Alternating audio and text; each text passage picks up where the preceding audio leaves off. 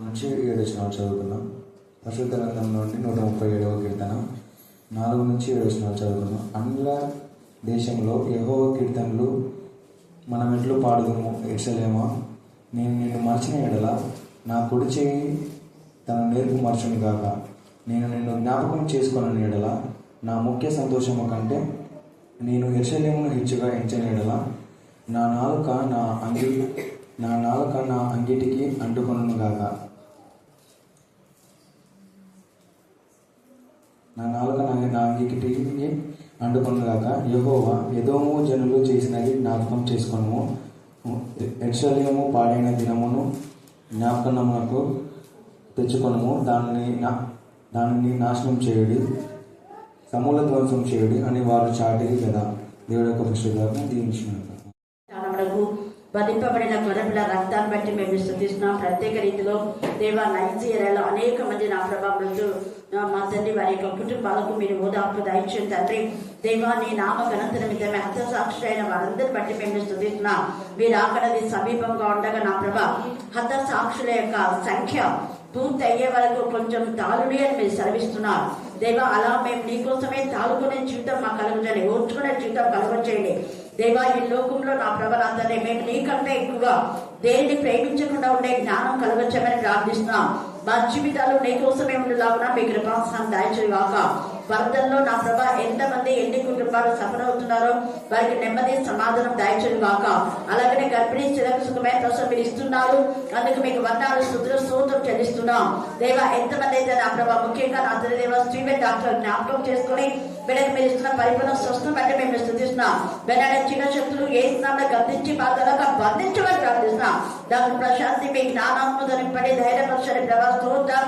నేను నా తండ్రి నా ప్రభావ ఇచ్చిన ప్రతి ప్రార్థన విన్నపం నీ కరుణాపీఠంలో ఎత్తిపడుతున్నాం. విజయవాడ నుంచి కాల్ చేసిన సోదరులు తమ దేవ వారి మనమల జీవితంలో నా తన ఇంకా మీరు గొప్ప కార్యం చేయండి తండ్రి దేవ. కొంత వారితో మీరు మాట్లాడుతున్నారని విని మీకు వందనాలు స్తుతులు స్తోత్రం చెల్లిస్తున్నాయి. స్తోత్రం పరిశుద్ధ మిగే స్తోత్రం మిగే స్తోత్రం మిగే స్తోత్రం. యెరూషలేములోకి ఎంతమంది అయితే ప్రయాణం అవుతున్నారో వారందరినీ మీరు ఆస్వాదించండి నాయన. తిరిగి క్షేమంగా రావడానికి మీకు కృపాసనం దయచేయమని ప్రార్థిస్తున్నాం దేవ. మిగే స్తోత్రం మిగే స్తోత్రం మిగే స్తోత్రం మిగే స్తోత్రం మిగే స్తోత్రం. ఈ రాత్రి వేళ ఇక్కడ వాక్య పరిచయం జరుగుతుంది, అక్కడ ఎంతలో మీ ఆత్మకులు దయచేయండి. ఎగ్జామ్ కోసం ప్రిపేర్ అవుతున్న బిడ్డకు జ్ఞాన వివేకం దయచేయదు కాక దేవ. నీ ముఖకాన్ని ప్రకాశింపచేయదు కాక తండ్రి స్తోత్రం. చదవన లేఖన భావన ఆశించి విరిచి మా అందరి జీవితాల ఫలింపచేయండి తండ్రి. మీ ముఖకాన్ని ప్రకాశింపచేయండి. ముఖ్యంగా జ్యోతి కూడా నా ప్రభావం ఈ రోజు వేయించాం మా అందరినీ 3 గంటల వేళలో చేయండి. ఏంటి చెప్పండి, మళ్ళీ చెప్పాలా? యెరూషలేము క్షేమం కొరకు ప్రార్థన చేయడి అని గ్రంథకర్త 122వ కీర్తనలో ఇది యాత్రా కీర్తనలు. యాత్రా కీర్తనలు అంటే మామూలుగా చాలా మంది తాము చేస్తున్న ప్రయాణంలో మనం కూడా యాత్రా జీవితంలో ఉన్నాం. ఈ లోకం అన్నది ఒక యాత్ర, ఇదేది కూడా స్థిరం కాదు. యాత్ర కంటే ఒక ప్రదేశానికి వెళ్ళిన తర్వాత మనం అక్కడే ఉంటామా, యాత్రలో ఉన్నాం. మళ్ళీ మనం ఎక్కడ ఉంటామో ఆ ప్రదేశాలకు వచ్చేస్తుంటాం.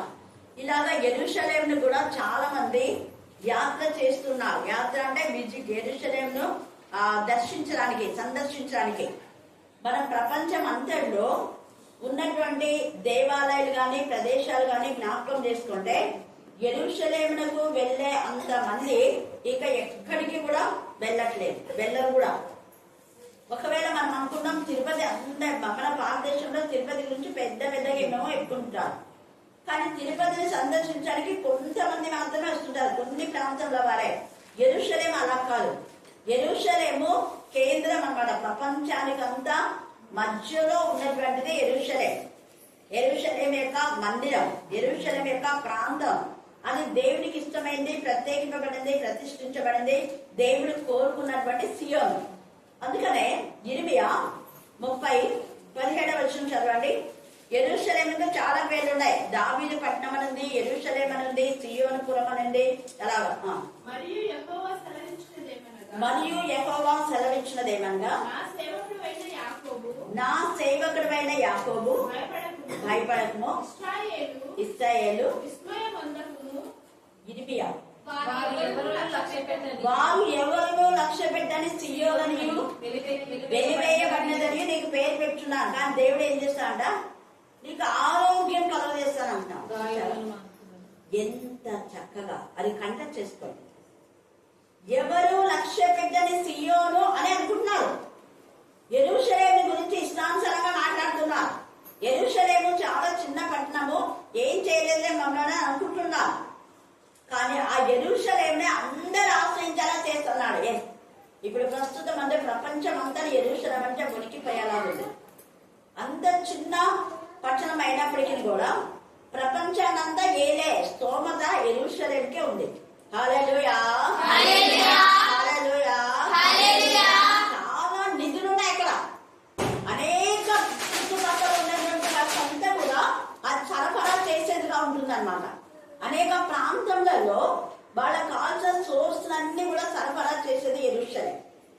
కాబట్టి ఈ రాత్రి కాలస్యం ఏమందు ఆ యెరూషలేముని సృష్టించిన సృష్టికర్త అయిన దేవుని మనం మరవకూడదు. అలాగనే దేవుడు యెరూషలేముని ఎంత ప్రేమిస్తున్నారో మనం అంతా ప్రేమిస్తేనే మన జీవితాలకు ఆశీర్వాదం. అందుకే ఇక్కడ అంటున్నాడు చూడండి, 122వ కీర్తన 6వ వచనం. యెరూషలేము యొక్క క్షేమం కొరకు ప్రార్థన చేయండి. యెరూషలేము యొక్క క్షేమం కొరకు ప్రార్థన చేయండి. యెరూషలేమా, నిన్ను ప్రేమించేవారు నిన్ను ప్రేమించేవారు ఎవరిని ప్రేమిస్తున్నారు? ఒకసారి ప్రశ్న వేసుకోండి. యెరూషలేము అంటే దేవుని సన్నిధి. దేవుని సన్నిధి అంటే దేవుని వాక్యం. దేవుడిచ్చిన ఈ వాక్యాన్ని నువ్వు అన్నిటికంటే ఎక్కువగా ప్రేమించాలి. దేవుని సన్నిధిని నువ్వు ఎక్కువగా ప్రేమించాలి. మీ ఇంట్లో ఉన్న వాళ్ళకంటే, నీ ఉద్యోగం కంటే, నీ ఆస్తి అంతస్తులు అన్ని కంటే, పనుల కంటే దేవుడి కోసమే తప్పన కలిగెత్తుకుంటా ఎప్పుడైతే వస్తామో అప్పుడు దేవుడు వర్ధిల్ల చేస్తాడు.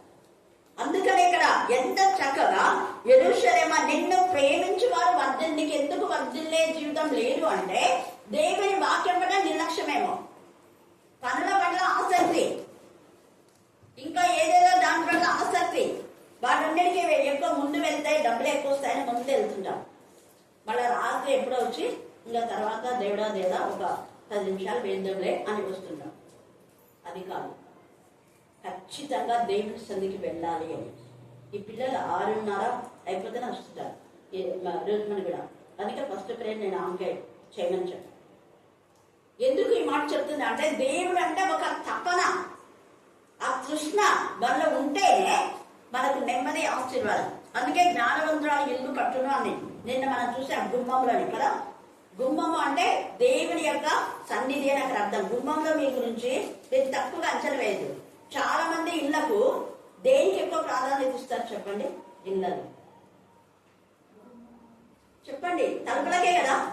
చాలా కాస్ట్ పెట్టి మన మందిరం ఉంది 2 లక్షలు, అది అదే చర్చిలో చేసిన తలుపులు ఉన్నాయి కదా, అవి 2 lakhs. ఇంకా చాలా మంది చాలా చేసేవాటికంటే అది ఇప్పుడు అప్పట్లో 50,000, ఇప్పుడు ఇంకెంత ఉంటుందో తెలియదు. తలుపులు ఎందుకు పెట్టారు అంటే అది దేవుడికి ఇష్టమైంది. యెహోవా గుమ్మము అని చెప్పాడు. కాబట్టి మీరు కూడా మీరు తిండి తినకపోయినా నేను చెప్తా, మీ బట్టలు సరిగా లేకపోయినా పర్లేదు, కొత్త బట్టలు కొనడానికి డబ్బులు ఇష్టం వచ్చినట్టు పెడతాం, తిండికి ఇష్టం వచ్చినట్టు పెడతాం. ఎప్పుడంటే అప్పుడు చికెన్ బిర్యానీ అవి ఇవి అన్నీ. కానీ తలుపులు మాత్రం పెట్టుంటాయి. మీ తలుపులన్నీ బాగున్నాయా? చేతులు ఎద్దని కొంచెం ఎంతమంది తలుపులు బాగున్నాయి అనేవాళ్ళంతా. మా తలుపులు బాగున్నాయని వాళ్ళు గాడ్ బ్లెస్. ఎందుకు అంటే పదే తలుపులు వేసుకొని అంటుంటాం కదా. తలుపులు సరిగా ఉంటేనే రక్షణ. తలుపు అన్నది, ద్వారం అన్నది యేసయ్య నీ ఇంటి లోపలికి బయటికి వెళ్తున్నాడు. మరి ఒక రాజు, ఒక కలెక్టర్ నీ ఇంటికి వస్తున్నా అంటే ఎట్లుంటుంది తలుపు చెప్పండి? గుర్తుపెట్టుకోండి, రాజు యేసయ్య మన ఇంటికి వస్తాడన్నప్పుడు మన యొక్క గుమ్మాలు ఎలాగున్నాయి? నీ ఇంటికి రక్షణ ఇచ్చేదే తలుపు. అంటే దీని తలుపు అని ఎందుకు ప్రత్యేకంగా చెప్తున్నామంటే మన హృదయం, ఇంటి తలుపులు సరిగా లేకపోతే మన హృదయ తలుపులు కూడా సరిగా ఉండవు. ఓపెన్గా చెప్తున్నాను. అందుకే అంటాడు ఇల్లు చూసి చూడండి, ఇల్లాలను చూడండి అన్నారు. ఉందా? సామెత ఉందా? ఏమో కొన్ని ఉన్నాయి నాకు నేర్చుకున్నవి. ఇంటిని చూసి ఇల్లాలను చూడండి అన్నారు. అంటే ఆ ఇల్లు ఎంత ఇదిగా ఉంటే ఆ ఇల్లాలు అలాగా అనేది. కొంతమంది చిన్నగానే ఉంటుంది ఇల్లులు. నేను బాంబేకి వెళ్ళినప్పుడు చూసినా చాలా చిన్నగా ఉంటాయి. ఎంత నీటిగా సర్దుకుని ఉంటారు. అన్ని ఒక పెద్ద మంచం ఉంటాయి, మంచం కింద అంతా ఎన్ని ఉంటాయి, చిన్నగానే ఉంటుంది. ఎంత నీట్గా సర్దుకొని ఉంటారు. ఆ చిన్న చిన్న ఇళ్ళకి ఎక్కువ ప్రాధాన్యత ఇస్తున్నాను. ఎందుకు నేను ఈ మాట చెప్తున్నా అంటే ద్వారము అన్నది దేవునికి ఇష్టం. ఇక్కడ యెరూషలేము యొక్క గుమ్మములలో అనే మాట కూడా యెరూషలేము యొక్క ప్రాకారములలో. అందుకే అంటాడు యెహోవా ఈ గుమ్మాలంట ఎంత ఇష్టం అంట. చూడండి 2వ వచనం 122:2. యెరూషలేమా మా పాదములు నీ గుమ్మములలో నిల్చుచున్నాయి. ఆ గుమ్మాలు బంగారుతో చేశాడు. అందుకనే సొలొమోను శత్రువులంతా కూడా పాడు చేశారు. ఆ బంగారుతో గుమ్మాలు చాలా బంగారం వాళ్ళ నాన్న ఇచ్చినంతా కూడా మెయిన్ గా ఆ వాకిళ్లకు ఎంత డిజైన్ గా చేశారు. షేబ దేశం రాణి కూడా అన్యురాలైనా కూడా ఎంతగా దేవుని గణపరిచింది. 1 రాజులు 10వ అధ్యాయంలో మీరు చూస్తే అక్కడ ఎంత చక్కగా ఆమె దేవుని అన్యురాలు ఆమె వేరే దేశంలో ఉన్న ఆమె యెరూషలేము గురించి తెలుసుకొని యెరూషలేము యొక్క కీర్తన తెలుసుకొని ఆమె అదే పనిగా ఎంతో దూరం నుంచి అక్కడికి వస్తుంది.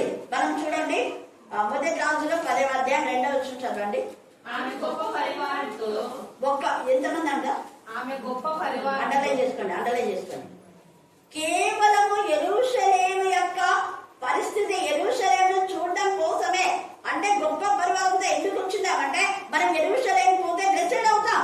యెరూషలేము పోతే మనకు క్షేమం వస్తుంది. యెరూషలేము పోతే మనకు నెమ్మది కలుగుతుంది. యెరూషలేము పోతే మనం అందరితామని అందరూ ఒక్కొక్కరు చెప్పుకొని గొప్ప పరివారం అంటే అంత ఉంటాడు. అంత మందిని పోషించినాడు అక్కడ రాజు. మనం మందిరానికి ఎలా చూసినా పెళ్లిళ్ళకైతే మొత్తం కుటుంబం. మరి దేవుని మందిరం యెరూషలేము చూస్తామా సియోను అంటున్నాడు కదా. అందుకనే జకర్యా 9:9 అక్కడ అంటాడు కదా, సియోను కుమారి సంభ్రమపడం, ఇదిగో నీ రాజు వస్తున్నాడు. ప్రభావాలు తన గొర్రెలను పేరు పెట్టి పిలిచి వెలుపలకి నడిపించును. చెప్పండి ఏంటి? మళ్ళీ చెప్పాలా? అంటే ఆ కాపరికి తన గొర్రెల యొక్క పేర్లన్నీ తెలుసు. మీరు గుర్తుపెట్టుకోండి. ఏ సంఘంలోనైనా కాపరి ప్రతిరోజు వాక్యం చెప్తున్నా అంటే ప్రతిరోజు 10 కుటుంబాల కోసం కనీసం 30 కుటుంబాల కోసం కూడా చేయొచ్చు పేర్లు పెట్టి కదా. 30 పేర్లు చెప్పలేరా?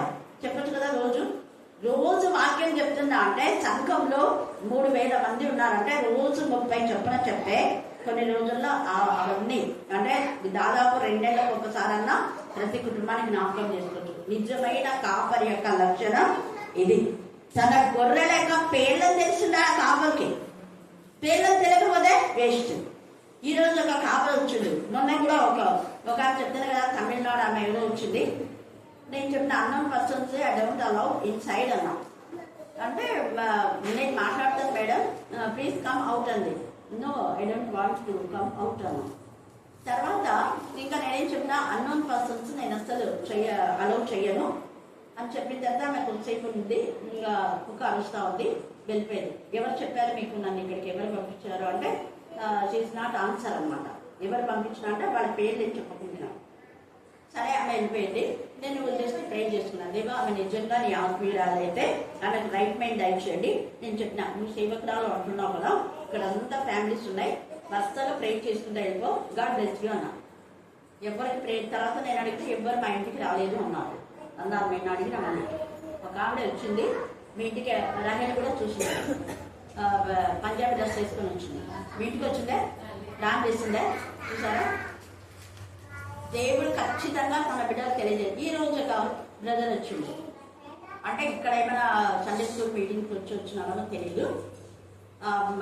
హస్బెండ్ అండ్ వైఫ్ అనమాట. వెయిటింగ్ మీద వచ్చిండు. అది కుక్క అరుస్తుంది. బాబా దేవుడు ఎవరు అంటే చెప్పింది అనమాట. తర్వాత ఎవరు మీరు అన్నాను. అంటే మేడం మాది పాస్టర్, నేను ఇండిపెండెంట్ పాస్టర్ అన్నారు. సరే ఎవరు పంపించారు ఫస్ట్ చెప్పండి అలా. ఎవరు పంపించారంటే ఏం చెప్పాలి, జోయిల్ చెప్పిండు. అలాంటి వాళ్ళు పంపిస్తే నేను అసలు అలౌ చేయను. మీరు ఎప్పుడైనా ఎవరి దగ్గరికి పోయినా ఫస్ట్ ఆ కుటుంబం ఎలాంటిదో మీరు తెలుసుకోవాలి కదా అన్న. అవును అన్నారు. వాక్యంలో ఏముంది? అకుల్లా ప్రిస్కిల్లా గురించి తెలుసుకొని అపోస్తలుల పౌలు ఎక్కడికి వెళ్ళినాడు? అకుల్లా ప్రిస్కిల్ల దగ్గరికి వెళ్ళినాడు. అలెగ్జాండర్ అయినా ఖర్చు గాడి దగ్గరికి పోలేదన్నా. 10 నిమిషాలు అవ్వకు కూడా ఉంది మాట్లాడుతున్నాం. వాళ్ళు ఎలాంటి వాళ్ళని తెలుసుకొని మనం ఆ కుటుంబానికి వెళ్ళాలి. ఎందుకు అంటే నా గురించి చెప్పారు, మీరు చాలా స్పిరిచువల్ అని మీరు అది మా చర్చకొచ్చి ఒకరోజు వాక్యం చెప్పారంటే చెప్పొచ్చు. మీరు ఏమైనా అన్నారు, ఏమైనా నాకు చాలా వెల్ నోటెడ్ ఇది అని చెప్పి నేను అక్కడ చాలాసార్లు నేను వచ్చినా నాకు తెలుసు బాగా. అక్కడ ఉన్న పర్సన్స్ పేరు చెప్పండి అని చెప్పినారు కాబట్టి చాలా మంది తెలిసిన వాళ్ళ పేరు చెప్పినారు. టోటల్గా చూస్తే మా బంధువే, బట్ నాకు బంధుత్వం గురించి సరిగా తెలీదు. తర్వాత గాడ్ బ్లెస్ ఇక్కడ అదే సలోమి గారిని అంటే సలోమి గారు ముందు అక్క అని చెప్పు, సలోమి అక్క అని చెప్పు, నాకు అట్లనే ఇష్టము. కాస్తమా అది ఇది గారు వీళ్ళన్నీ వద్దు. మళ్ళీ అక్కడ ఇద్దరు వచ్చినారు చూడు, వీళ్ళిద్దరు హస్బెండ్ అండ్ వైఫ్ వచ్చినారు. This is the right way. కానీ ఇక్కడున్న పాస్టర్ కూడా వచ్చారు. అలా రావచ్చా వాక్యంలో ఉందామా లేదా కానీ మేము ఎప్పుడు ఇద్దరం వెళ్తామండి. వాళ్ళ భార్య ఉంది, మేము ఎప్పుడు ఇద్దరం వెళ్తాము. ఎక్కడికి వెళ్ళినా మేము ఇద్దరం వెళ్ళి ప్రే చేస్తాము. ఆ ఒంటరిగా ఉన్న స్త్రీల ఇళ్లలోకి వెళ్ళకూడదని వాక్యంలో ఉంది కదా అంటే అవును అక్క ఉంది అన్నారు. కాబట్టి మీరు ఇప్పుడు వచ్చారు, నా నంబర్ ఇవ్వమన్నారు, ఇచ్చా. మీరు మళ్ళీ వాళ్ళ చర్చికి ఇన్వైట్ చేస్తే సరే మీరు కూడా ఇక్కడికి రావచ్చు, బట్ 1 month బిఫోర్ నాకు చెప్పండి.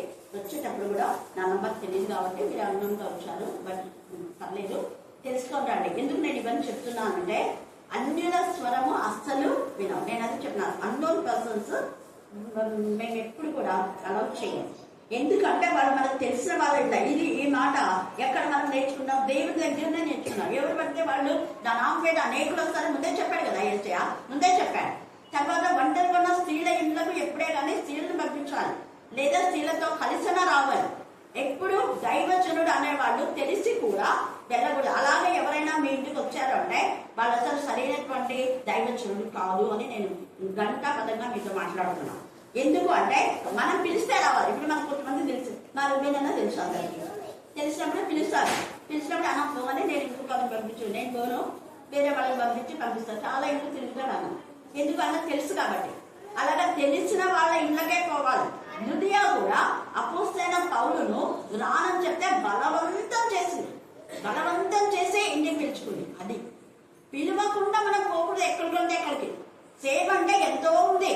మనం పిలిచినప్పుడు మనం వెళ్ళాలి, పిలవకుండా వెళ్ళడం అది సమంజసం కాదు. కొన్నిసార్లు మాత్రమే దేవుడు దర్శనం ఇచ్చి అక్కడికి పంపిస్తాడు. కొన్నేళ్ళు కూడా పిలిచాడు కదా, పేతురును అందరూ పిలిచారు. లుదియా పిలిచింది, కొన్నేళ్ళు పిలిచింది, మార్తా మరియలు పిలిచాడు. ప్రభా నువ్వు ఇక్కడ ఉంటే ఎంత బాగుండేది. తర్వాత కుష్ఠరోగి అయినటువంటి సీమను అందరూ పిలిచినప్పుడే వేసే వెళ్ళాడు.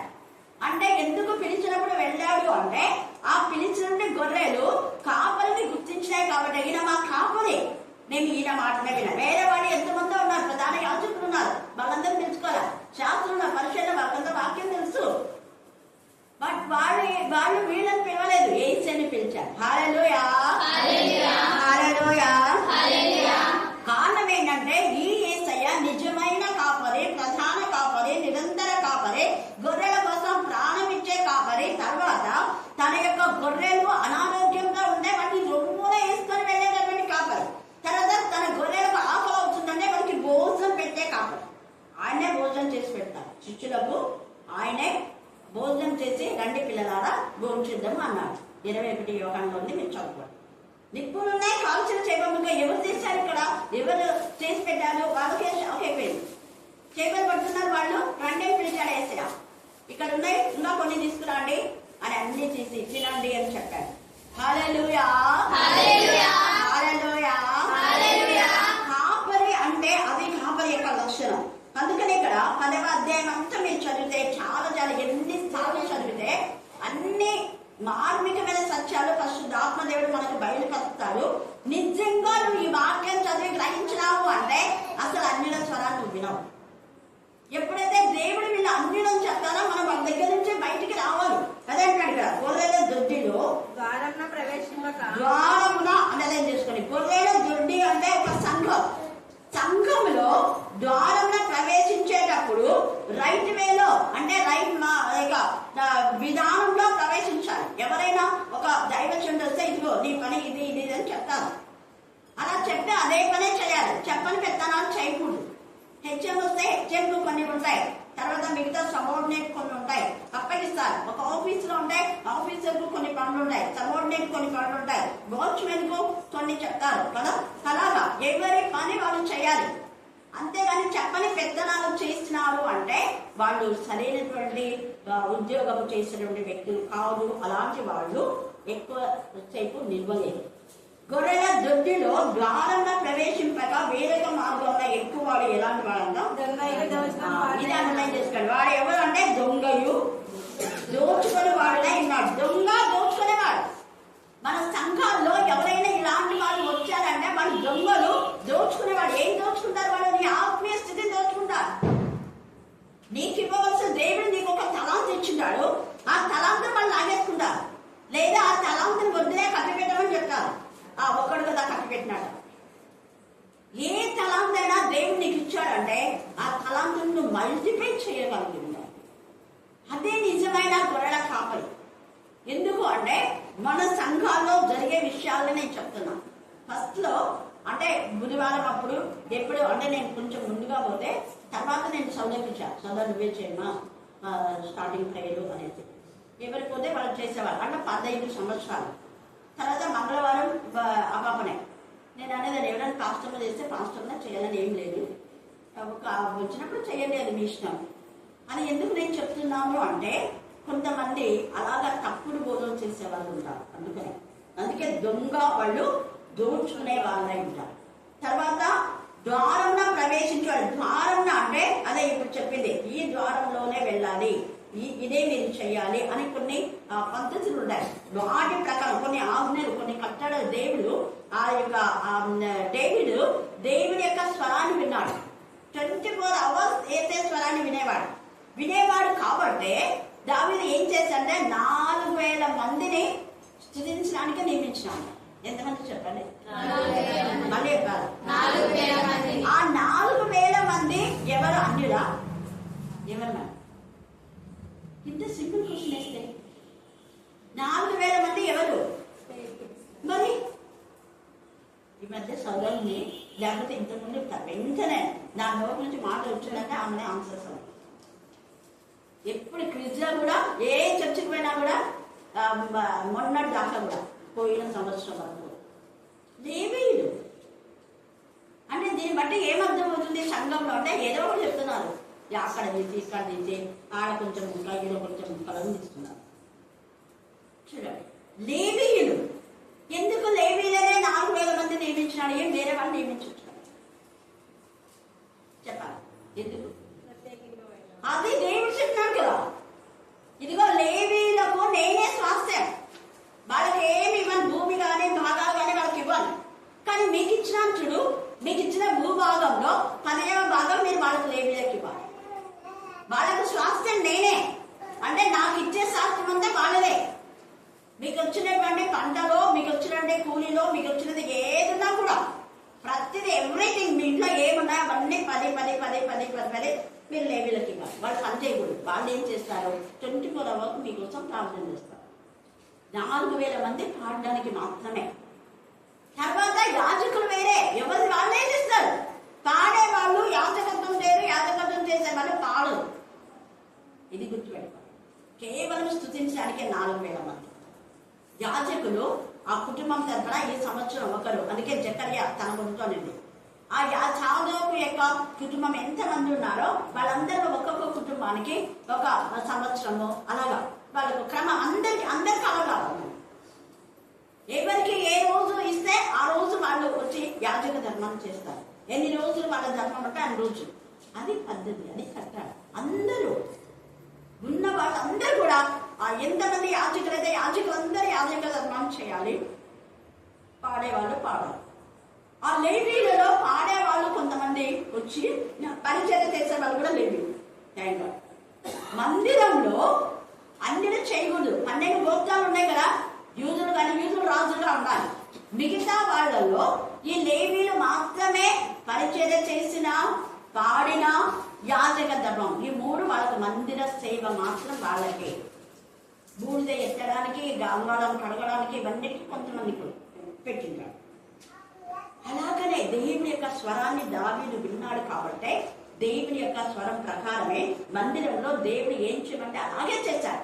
దావీదు కూడా గొర్రెల కాపరే, దేవుని యొక్క కాపరత్వంలో ఉన్నాడు కాబట్టి దేవుని యొక్క చిత్తాన్ని నెరవేర్చేవాడుగా దావీదున్నాడు. ఈ రాత్రి కాల సమయమందు చాలా మంది కాపర్లు ఉన్నారు. మరి సంఘంలో దేవుని చిత్తాన్ని నెరవేర్చే వారంగా మనం ఉన్నామా? ప్రశ్న వేసుకోవాలి. తర్వాత కాపరి యొక్క లక్ష్యం ఏంటంటే ప్రతి గొర్రె తినేలా చూస్తాడు. అవునా కదా? ప్రతి గొర్రె తినేలా చూస్తాడు. తర్వాత ఇక్కడ మేత సరిగా లేదంటే మళ్ళీ ఏం చేస్తాడు కాపరి? ఎత్తైన స్థలంలో తీసుకుని వెళ్తాడు. అంటే ఇంకా ఎక్కువ ధ్యానం చేయడు. బాగా వినేవాళ్ళు ఉన్నారు, ఆసక్తి గల వాళ్ళు ఉన్నారు, ఆత్మలో బలమైన వాళ్ళు ఉన్నారు, ఎదిగే వాళ్ళు ఉన్నారు. అంటే ఇంకా ఇంకా ఇంకా ఎక్కువ ధ్యానం చేయు. దేవుడు నీకు ఇంకా మేత ఇస్తాడు, ఇంకా శ్రేష్టమైన ఆహారం నీకు ఇస్తాడు, లోతైన విషయాలు నీకు తెలియచేస్తాడు. అప్పుడు నువ్వు గొర్రెలకు మేత పెట్టాలి. అదే మేత, వాక్యం వినిపించడమే. అందుకే ఇక్కడ అంటాడు కదా, ద్వారంలో ప్రవేశించేవాడు గొర్రెల కాపరి, అతనికి ద్వారపాలకుడు కూడా ఏం చేస్తాడ? మనం ద్వారపాలకుడు వెంటనే ఏసై వచ్చి తట్టిన వెంటనే మిగతా వాళ్ళకి తీస్తాడా? నేను తీయను. నా కాపరి వస్తే నేను తీస్తాను. నా కాపరి కాని వాళ్ళకు నేను గేట్ ఓపెన్ చేయను.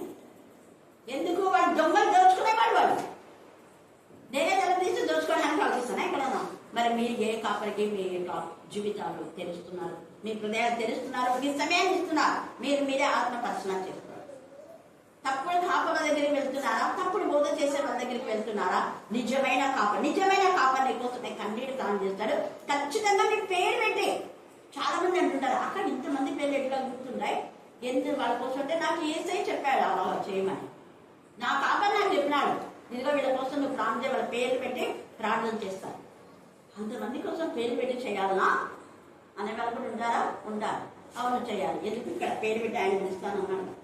ఆయన ఇన్నాడు తన గొర్రెలైన పేరు పెట్టి పిలుస్తాడు. రెండవది ఆయన ఏం చేస్తాడంటే వెలుపలికి నడిపిస్తాడ. ఎక్కడి నుంచి వెలుపలికి అంటే దొంగల నుంచి, దోచుకునే వాళ్ళ నుంచి, అక్రమకారుల నుంచి, అబద్ధ బోధకుల నుంచి, అప్రమాణికుల నుంచి బయటికి తీసుకొస్తాడు. మీకు ఇక్కడ ఉండేటటువంటి ఇది మీకు సేఫ్ సైడ్ లేదు. ఇది ఇక్కడ దొంగలు ఉన్నారు, దోచుకునే వాళ్ళు ఉన్నారు, ఇక్కడ అక్రమకారులు ఉన్నారు, ఇక్కడ దౌర్జన్యం ఉంది, ఇక్కడ బలత్కారం ఉంది. సో మీరు ఈ ప్లేస్ లో ఉండేవాళ్ళు కాదు.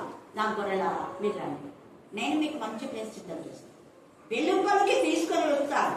ఈ యొక్క రాత్రి కాల శబ్దం, పాపం, శాపం, అవినీతి, అక్రమం, అవిధేయత, తప్పుడు బోధలు, దయ్యముల బోధ, దుర్బోధలు, వాటి నుంచి మనం బయటికి రావాలి. ప్రత్యేకంగా ఉండాలి. మనం దేవుని పిల్లలు ప్రత్యేకంగా ఉండాలి. అందుకనే వెలుపలికి నడిపించుట అనే మాటలో శరీరాశ, నేత్రాశ, జీవబ్రహ్మం, లోకపేప మూల వాక్యాలు, మూలోపదేశాలు చేస్తుంటారు. లోక మర్యాదను అనుసరించే వాళ్ళు ఉంటారు.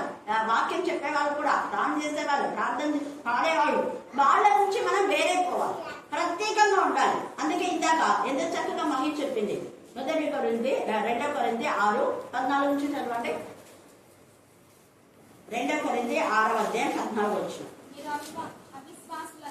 మీరు అవిశ్వాసులతో జోడుగా అంటే ఇద్దరు కూడా కలిసి ఉండదు. ఇంతమంది కలవదు, పక్కన కూడా కూర్చోబడి వాళ్ళ దగ్గర జోడుగా ఉండొద్దు. నీతికి దుర్నీతితో ఏం పొత్తు?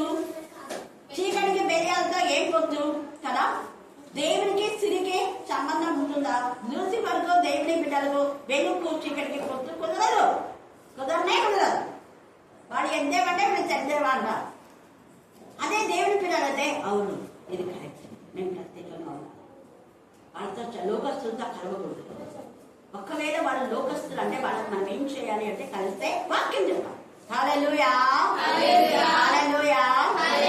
అదే చెప్పారు. చూడు బ్రదర్, మీరు పలానా ఇంటికి పోతున్నారు, వాళ్ళ ఇంటి క్యారెక్టర్ ఇది, వాళ్ళకి చెప్పి గద్దించండి అంటే సరే సిస్టర్ వెళ్ళిపోయినా. మనకి ఎవరైనా వాళ్ళలో ఉన్న లోపాలు తెలిసిందంటే ఖచ్చితంగా లోపాలను సరిచేసే వారంగా మనం ఉండాలి. సరి చేయాలి, సరిదిద్దాలి. వెనకపోతే వదిలేయాలి. వెనకపోతే ఏ సైడు తండ్రి అయిన దేవుడు కూడా వెళ్ళలేదు. 400 సంవత్సరాలు వాళ్ళని వదిలేస్తాడు. యాకోబుని 21 సంవత్సరాలు వదిలేస్తాడు. ఎన్ని రోజులు ఇంకా ఏలి కుమారులు చేసిన అవివేక పనికి దేవుడు మాట్లాడలేదు ఏలితో. ఎవరితో మాట్లాడినాడు? మరి సింపుల్ క్వశ్చన్. ఏలితో దేవుడు మాట్లాడలేదు, ఎవరితో మాట్లాడినాడు? సేమ్యంతో. అట్లా ఇప్పుడు వచ్చి ఆన్సర్ చెప్పాడు. ఇంతవరకు బంగారు పడుతుంది. హల్లెలూయా, హల్లెలూయా, హల్లెలూయా. సేమ్యంతో మాట్లాడినా. అందుకే రెగ్యులర్ గా వాక్యం వినాలని చెప్పేది. రెగ్యులర్ గా వాక్యం వింటే మనకు వెంటనే ఆన్సర్స్ వస్తాయి. చిన్న బాలుతో మాట్లాడాలి. అన్ని సంవత్సరాల అనుభవం ఉన్న ఏలి కుమార్ అవివేక పనులకు బట్టి గద్దించలే ఊరికే అరేంజ్ చేయండిరా, ఇది దేవుని మందిరంలా, శిలోహ మందిరంలా, దేవునికి ప్రత్యేకమైందిరా, స్త్రీలు పరిశుద్ధులరా, అక్క చెల్లెలరా, మీ తల్లాంటి వాళ్ళరా ఊరికే అంటే వాడు ఉప్పు వింటాడు. మీరు శిలోహ మందిరం నుంచి బయటకు పోలాను, ఇది పరిశుద్ధమైన మందిరం. ఎక్కడికి వచ్చే స్త్రీల గురించి మీరు మోహపు చూపులు చూస్తారా? కాబట్టి తలంపులు మీకు వస్తాయా? నువ్వు కొడుకులు అయితే ఎవరైతే పోతే బయటికి అలా చేయకూడదు మందిరంలో, అలా చేయలేదు. అందుకని దేవుడు మాట్లాడమాట. ప్రభా నాతో ఏం మాట్లాడుతు ప్రభా, నువ్వు నేను అసలు భరించలేను, ఇక్కడ ఈ కొడుకులను భరించాలా, నువ్వు చెప్తే నేను వినాలా, సరే నేను కూడా మాట్లాడినాను అంటే మౌనం వచ్చించాను. సమయాలు ఏర్పడి సమయంతో మాట్లాడాను, సామ్యంతో మాట్లాడిన మాట గుండె పగిలిపోయింది. నీ పని అయిపోయింది, నీ కొడుకులు కూడా అయిపోయింది, మొత్తం ఫ్యామిలీ అంతా ఎంత ఫ్యామిలీ చంపబడి ఎంత బాగా. ఈ యొక్క సమయమందు గొర్రెల కాపరి యొక్క స్వరాన్ని వింటే అవి ప్రత్యేకంగా ఉంటాయి, పరిశుద్ధంగా ఉంటాయి, దేవునికి ఇష్టంగా ఉంటాయి, దేవుని చిత్తాన్ని నెరవేర్చంగా ఉంటాయి. అన్యుల స్వరం అస్సలు అవి వినవు. అందుకే ఇక్కడ చెప్తున్నాడు ఎంత చక్కగా, వాటిని వెలుపలికి తీసుకొస్తా, తన సొంత గొర్రెలన్నిటినీ వెలుపలికి నడిపించినప్పుడల్లా వాడికి ఎవరుంటారు? ముందుగా ఏసై ముందుగా తీసుకొచ్చినాడు. అక్కడ ముందుగా ఉన్నాడు కాబట్టి ఈ జ్ఞానం ఇచ్చిన. ఒక్కరోజు కూడా బ్రేక్ చేద్దామా? బైబిల్ స్టడీ 34 years అబ్బో అయిపోయింది కదా, ఇంకా అట్నే కంటిన్యూ చేయి. ఎంతవరకు నేను స్టాప్ చేయమంటున్నా అంతవరకు చెప్పిస్తూనే ఉండు. దేవుడే నడిపించి దేవుడు తీసుకొచ్చి అని ఆయన అని అదే నడుచుడు అంటాడు. గొర్రెలు అతని స్వరం ఎరుగును కనుక అవి అతన్ని ఏం చేస్తాయి? వెంబడిస్తాయి. ఏం చెప్తే అదే చేస్తాయి. ప్రభా నేను ఒక్కదాన్ని ప్రభా, ఎవరు వస్తారు ప్రభా అని అనకూడదు. ఎప్పుడు ఏం చెప్తే అది చేయాలి. వెంటనే నువ్వు ఆన్సరిస్తున్నా అంటే అసలు నువ్వు ఏసే స్వరాన్ని వినటం లేదు, నువ్వు దేవుని బిడ్డ కాదు. అపవాది ఎప్పుడు చూడు గునగడం సనగడమే. అపవాదికి అంతే, ఎప్పుడు చూడ ఏదని చెప్పినట్టు మళ్ళీ ఏదో అపవాది లక్షణమే అది. దేవుని పిల్లల యొక్క స్వరం ఏసే స్వరాన్ని వింటే వాళ్ళు మౌనంగా చేస్తారు. రండి అంటే వాళ్ళని వదిలేసి వచ్చారు. ఆ నీళ్ళు నింపంటే నీళ్ళు నింపినారు. ప్రభా నువ్వు నీళ్ళు నింపమన్నా నింపా ప్రభా, సరే పోయి తీసుకోవాలని తీసుకువెళ్ళా. ఎక్కడ తీసుకోవాలా? ప్రధాని అజెండా చూద్దని తీసుకోవద్దే ఏమంటారు? అన్ని లేదు, చెప్పింది మాత్రమే. పోయి అక్కడ బల సిద్ధపరచంటే సిద్ధపరిచినారు. ప్రభా ఆయన ఎవరో మేము తెలియదు అసలు, అయిపోతే మనం తిట్టారు ప్రభా, మనమైతే అంటారు ఖచ్చితంగా అంటారా? ఎక్కడ సిద్ధపరచునంటే అక్కడ చేసిన ఏ పని అది తన స్వరాన్ని వింటాయి. అన్నిటి స్వరం అవి వినం చేస్తే యాజ్ గా. అందుకనే ఆయన అంటున్నాడు ద్వారం అంటున్నాడు, అవి అన్నిల స్వరం అవి ఎరుగవు కనుక అన్నిని ఏ మాత్రం ఏం చేయమవి వెంబడింపగా వారి ఇద్దరు ఏమైందంటే పారిపోరు. వాళ్ళు చెప్తే కూడా మేము వినవి దేవుడు చెప్పినాను. నన్ను కూడా చాలా మంది చెప్పినారు రొద్దు గుడుల్లో నేను ఎవరు మాట్లాడినా దేవుడి మాట ఇంకా దేవుడి. తర్వాత మా నాన్న కూడా వద్దన్నాడు. మళ్ళీ తర్వాత మా నాన్నతో దేవుడు మాట్లాడినాడు. అవును ఇక్కడ చాలా సేపు ఉంది, కాకపోతే నువ్వు ఒక్కదాని కదా అదొక్కటే ప్రభా నేను అన్నాను. ఏం కాదు ఉన్నాను పిల్లలు అన్నాను. హల్లెలూయా హల్లెలూయా హల్లెలూయా హల్లెలూయా.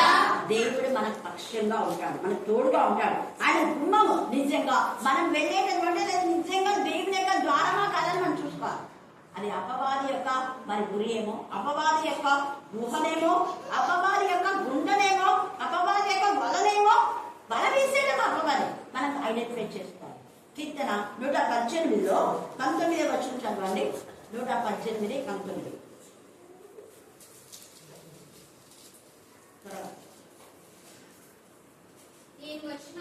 నేను వచ్చినట్లు చూడండి, నీతి మంతులైతే నీతి గుమ్మలు తీస్తారు. నేను వచ్చినట్లు నీతి గుమ్మములు తీయడి, నేను వాటిని నేను ఎవరింట్లో ఉంటే వాళ్ళనే ప్రవేశించాను. నీతి గుమ్మాలే నా ద్వారా. నీతి మంతుల గుహలోకి నేను వెళ్తా, నీతి మంతుల ఇళ్లలోకి నేను వెళ్తా. నీతి మంతుల ఇల్లు తట్టున్నాడు యేసయ్య. ఇదిగో నేడు నీ ఇంటికి రక్షణ వచ్చింది అన్నాడు. అతడు అబ్రహాం కుమారుడు జక్కయ్య మారాడు. మార్చమన్న తర్వాత యేసయ్య వచ్చాడు. జక్కయ్య కిందికి దిగంటే దిగ అంతా పోయింది. ఆయనకి ఏమేమి బ్యాడ్ అనిపించడం అన్ని పోయినాయి. దిగడం అంటే అన్ని వదిలేస్తున్నాం. యేసయ్య ఏం చెప్పాలా? నేను ఇంటికి రక్షణ వచ్చిందంటే అతనే చెప్పుకుంటూ పోతున్నాను. ప్రభా నేను ఎంత తీసుకున్నా అంత 400 ఇస్తా. యేసయ్య ఏమన్నా నువ్వు అక్రమంగా సంపాదించావా? ఏం చెప్పాలి? అతనే వేసుకున్నాడు. అతని పాపాన్ని అతనే బయట పెట్టేసుకున్నందుకే బయట రాయబడింది. అక్కడ సమరస్త్రీ కూడా అంతే. మనం చెప్పమంటే ఏదో చెప్తుంటాం, ముఖ్యమైన చెప్పాలి. అందుకనే మళ్ళీ పోయిన దయ్యాలు అనేకుల్లోకి మళ్ళీ ప్రవేశిస్తున్నారు. కారణం ఏంటంటే వాళ్ళ బతుకులు యాక్సిడెంట్స్గా వాళ్ళు చెప్పారు కాబట్టి కప్పి పెట్టుకుంటారు. అవి కూడా రోగం కప్పి పెట్టుకుంటే రోగం అంతే ఉంటుంది. ఓపెన్ చేస్తే బాగైపోతుంది. సేమ్ ఇక్కడ ఎంత చక్కగా నీతి మంతుల యొక్క గుడారంలో ఆయన ప్రవేశించాలని ఇష్టపడుతున్నాడు. ద్వారం తీయండి అంటున్నాడు. ఇంకా అక్కడంతా ఉంది, ఇది యెహోవా గుమ్మం, నీతి మంతులు దీనిలో ఇది యెహోవా గుమ్మం. మరి యెహోవా గుమ్మం అని మనం రాష్ట్ర మందిరాలకు యెహోవా గుమ్మం అని రాసినప్పుడు ఆ యెహోవా గుమ్మంలోకి ప్రవేశించడం నీ ప్రవర్తన నీతిగా ఉందా, నిజాయితీగా ఉందా, యథార్థంగా ఉందా, పరిశుద్ధంగా ఉందా? ఆయన పరిశుద్ధుడు కదా. పరిశుద్ధంగానే మనం లోపలికి ప్రవేశించాలి. ఎవరైనా కాళ్ళకు బురద అయితే అట్లనే వస్తారా? ఎవరైనా ఇళ్ళకి ఏం చేస్తారు? ఫస్ట్ వర్షాకాలంలో ఖచ్చితంగా కాళ్ళు కడుక్కొని లోపలికి వస్తారు. బురద కాలంతో ఎవరైనా వస్తారా? కేవలం మన ఈ యొక్క ఈలో ఇంతలో ఉంటే అంతలో పోయే ఈ ఇళ్ళనే మనం అంత పరిశుద్ధం ఉంటే పరిశుద్ధమైన ఆలయంలో మరి ఎలా కూర్చోాలి? పరిశుద్ధ పరచుకోవాలి కదా. ఆ ముస్లిం చూడండి, చెవులు ముఖం అన్ని కడుక్కుంటారు. మొత్తం కడుక్కొనే మందిరంలోకి వస్తారు, శుద్ధి చేస్తారు. శుద్ధీకరణ చాలా చాలా నీతిమంతులుగా ఉండాలంటే హృదయ శుద్ధి గలవాడే ధన్యులు, వాళ్ళే నీతిమంతులు. అందుకని ఇక్కడ అలాంటి వాళ్ళది యెహోవా కూడా ప్రవేశిస్తాడు. ఆయన ఉంటాడు. ఆయన మనం కలిసి దేవుని మరి స్తుతిస్తాం. అదే 2 కొరింథీ 6:18 ఆయన మనతో కలిసి భోజనం చేస్తాడు. ఇంకా చాలా ఉంటుంది, మీరు చదువుకోండి. 106 కీర్తన 43 చదువుకోండి. 133:1-5 సహోదరుల ఐక్యత కలిగి నివసించిన ఎంత మేలు అంటే తన గొర్రెలని కలిసి ఇలాగ మీరు పాడుతుంటే, నేను అందుకే అందరు మైక్ కలిసి పాడుతుంటే ఎంత ఇంపుగా ఉందో దేవునికి నమ్మకం. ఒకరికి ఒకరు పాడితే మళ్ళీ ఇంకొకరికి వాళ్ళే మైకులు యూజ్ చేస్తున్నారు. నేనే పాడాలని మనమే మైకులు తీసుకొని మన దగ్గరే పెట్టుకోవడం కాదు. వెంటనే అది సమర్థన. ఈ యొక్క కాలసమయమందు మన ప్రధాన కాపరి యేసయ్య, నిజమైన కాపరి, ఎల్లప్పుడూ మనతో ఉండే కాపరి. మన యొక్క ప్రాణములంతా కూడా ఇక్కడ ఎంత తేలిగా ఎంత మాత్రంలో వేరే వాళ్ళని ఎవ్వడి వాళ్ళ దగ్గర నుంచి అన్నిటి దగ్గర నుంచి అవి ఏమైతుందా పారిపోవడానికి మీతో నిత్యంగా చెప్తున్నానని వారితో నేను ఈ సాదృశ్యము యేసు వారితో చెప్పిన కానీ ఆయన తమతో చెప్పిన సంగతులు ఎట్లు వాళ్ళు ఏం చేయాలి? గ్రహిస్తే నువ్వు అన్యుల స్వరం వినాలి. గ్రహిస్తే యేసయ్య ద్వారం అని ఆయననే వెంబడిస్తారు. ఆయన పిల్లలు పరిశుద్ధుల సహవాసంలో పరిశుద్ధుల ప్రార్థన దేవుడు వింటాడు. ప్రకటన 5, ప్రకటన 8 పరిశుద్ధుల సహవాసంలో విశ్వాసుల సహవాసంలో రొట్టె విరిచినైంది 7వ కాక ఒక రోజు కాదు. ఇంక ఇదంతా మనం చూస్తే ఇక 10వ వచనం మాత్రం చదువుతాను. దొంగతనమును హత్యయు నాశనం చేయవచ్చు. దేనికి? గొర్రెలకు జీవం కలుగుటకును సమృద్ధిగా ఇస్తాడు దేవుడు. నీకు రోజు రోజుకు ఆత్మీయంగా ఎదగాలని ప్రార్థనలో, పాఠంలో, వాక్యం చెప్పడంలో ఎదిగే జీవితమే నిజమైన కాపరి. తరిగే జీవితం ఇవ్వడు. తరిగే జీవితం ఇస్తున్నాడు అంటే అతను కాపరి కాదు. నీ జీవితాన్ని పాడు చేస్తున్నాడు. వీళ్ళని మనం గుర్తించి రోజు రోజుకు ఎదిగి సమృద్ధి అయిన జీవితాన్ని మనం పొందుకుందాక దేవుడు ఈ లేఖన బాగా దీవించి ఆశీర్వదించుగాక. ఆమేన్, ఆమేన్. చివరి ప్రార్థన సహోదరి బుజ్జమ్మ మన ఉదయకాల సమయంలో కాచినపాటి రాత్రికాల సమయంలో మీ సన్నిధిలో చేయి ప్రార్థించిన కృపను బట్టి ఘనతను బట్టి మీకు స్తోత్రములు. ఇదేమో నా ప్రభు ఎంతోమంది దేవుడి సన్నిధిలో వచ్చి ప్రార్థిస్తుంటున్న ప్రతి అవసరతను మీరు తీర్చండి. ఆది నుండి అంతం వరకు మీరు నడిపించండి.